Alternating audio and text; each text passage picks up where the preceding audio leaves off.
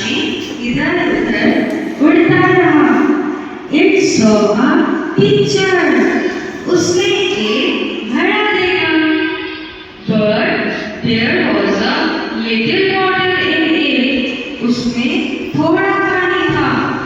Its feet could not reach the water. उसकी चोंच पानी तक नहीं पहुंच पाती थी। It got an idea. उसे एक विचार आया। It put some pebbles in the pitcher.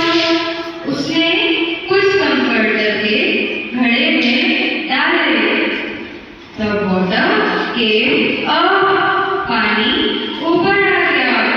The crow drank the water. कौवे ने पानी पिया and flew happily. और खुशी खुशी उड़ गया। So student, what is the moral of the story?